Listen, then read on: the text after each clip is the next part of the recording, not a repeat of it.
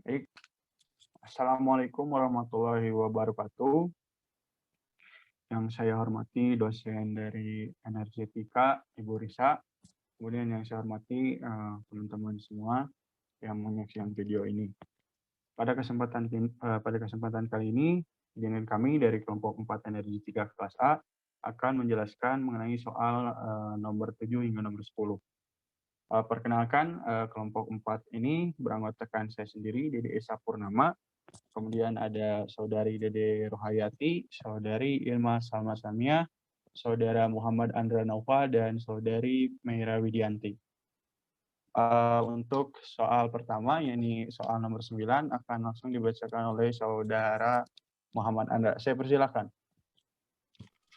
Di sini saya akan menjelaskan jawaban untuk nomor 9 yaitu tentang gunung yang ini volume dari ledakan gunung gitu.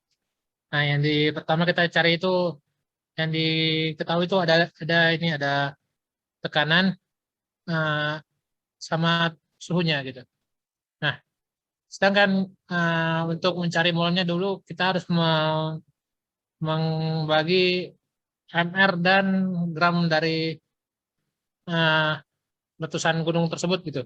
Nah, yang diketahui itu tadi letusan gunung tersebut itu adalah 300 ton gitu.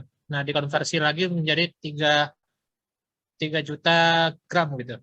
Nah, setelah itu dibagi dengan MR SO2 dan dapatlah hasilnya 4,68 kali 10 pangkat minus 6 gitu.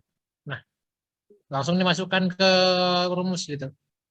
Rumusnya kan PV sama dengan nRT yang diketahui, yang ditanya V volume, berarti sama dengan itu V sama dengan nRT per P gitu.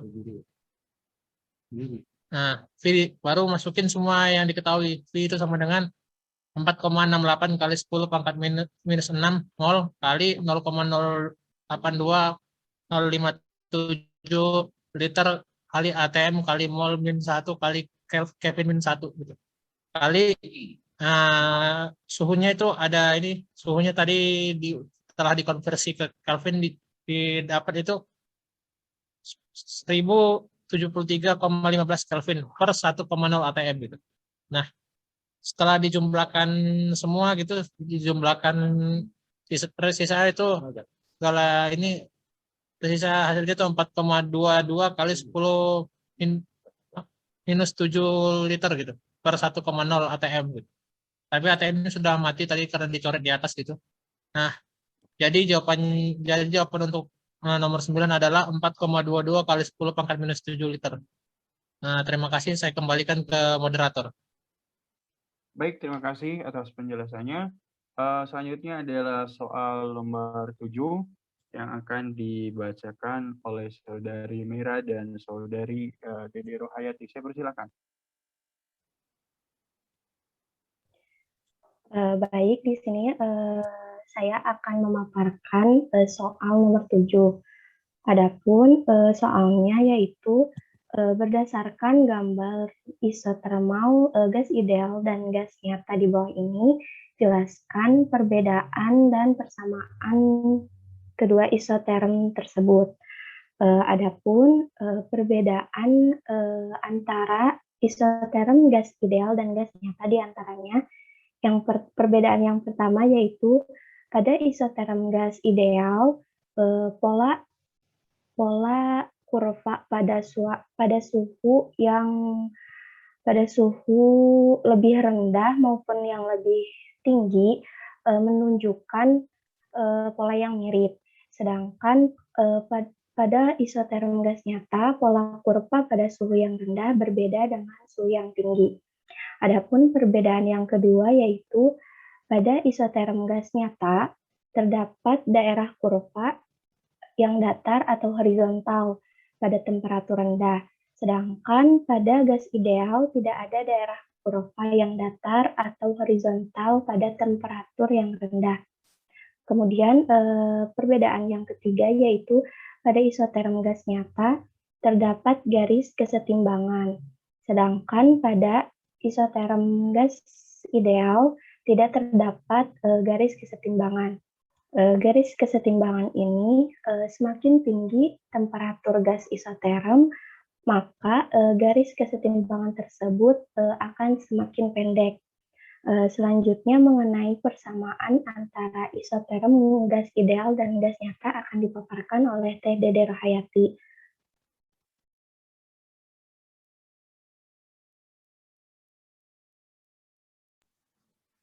Selanjutnya, persamaan isoterm gas ideal dan isoterm gas nyata. Pertama, pada suhu yang tinggi yaitu T3 dan T4. Isoterm pada gas nyata sama dengan isoterm pada gas ideal. Persamaan yang kedua, pada isoterm gas nyata hanya dapat dicairkan atau dikondensasi di bawah temperatur kritisnya.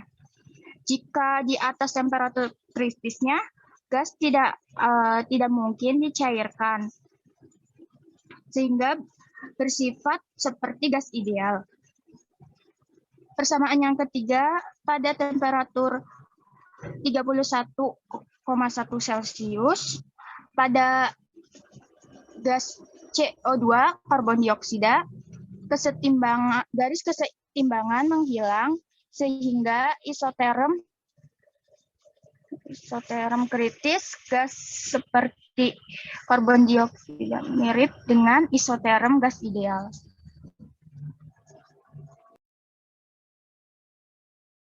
Selanjutnya akan dipaparkan oleh Teh Ilma. Baik, terima kasih. Di sini saya akan menjawab pertanyaan dari nomor 8, di mana pertanyaannya yaitu volume gas akan berubah seiring perubahan temperatur. Koefisien ekspansi termal didefinisikan sebagai delta sama dengan 1 per V, di mana 1 per V dikali dou P per dou T. Nah, pertanyaannya yaitu hitunglah alfa untuk gas ideal. Jawabannya yaitu itu bisa dicari dengan V sama dengan C per P, di mana itu bisa dicari juga dengan PV sama dengan C. Itu menjadi persamaan pertama. Nah, persamaan pertama ini merupakan rumus dari Charles yang menunjukkan bahwa C merupakan fungsi dari temperatur. Lalu bisa diturunkan kembali atau bisa dijabarkan kembali menjadi persamaan kedua, di mana V sama dengan A plus BT. Nah, itu menjadi persamaan kedua. Nah, persamaan kedua ini merupakan persamaan dari Gay-Lussac dalam percobaannya yang mendapatkan bahwa volume dan sejumlah massa tertentu pada gas dan tekanan konstan akan merupakan fungsi linear dari temperatur, di mana A dan B ini merupakan fungsi yang konstan. Nah, dari persamaan 1 dan 2 ini dapat ditulis dalam persamaan linear di persamaan 3, yaitu B sama dengan dou P per dou T dikali P. Nah, persamaan 1 dan 2 dapat ditulis dalam persamaan 3 dan 4. Nah, untuk persamaan 4-nya yaitu A sama dengan V0. Dan kemudian, menurut hukum Gay-Lussac, persamaan tersebut dapat ditulis dalam V sama dengan V0 ditambah dou P per dou T dikali P dikali T. Selanjutnya, akan sama dengan alpha 0 sama dengan V min V0 per V0 sama dengan 1 per V0 dikali dou P, dou V per dou T dikali P. Nah, kemudian substitusi persamaan 5 dan 6, kemudian akan menghasilkan V sama dengan V0 dikali 1 plus alpha 0T, dan kemudian masukkan persamaan tersebut ke dalam persamaan ekspansi termal, di mana alpha sama dengan 1 per T, dan kemudian masukkan T-nya sehingga alpha tersebut didapatkan nilai 1 per 273,15. Selanjutnya akan dijawab oleh Dede Esa.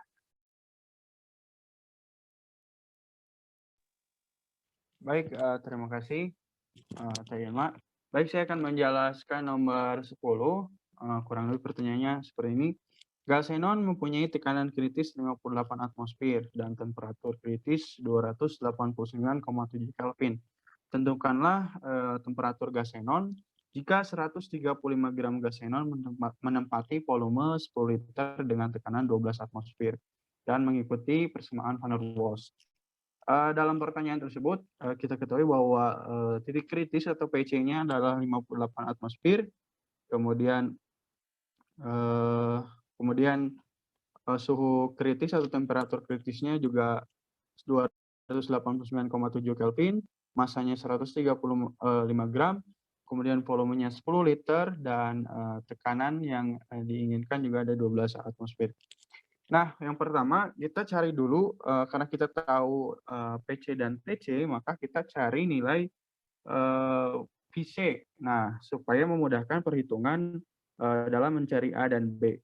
Untuk mencari VC itu kita ketahui bahwa bernilai 3 kali NB. B itu sama dengan RTC per 8 PC. Maka karena si B ini RTC per 8 PC, maka kita bisa buat nilai VC ini jadi 3 kali RTC per 8 PC.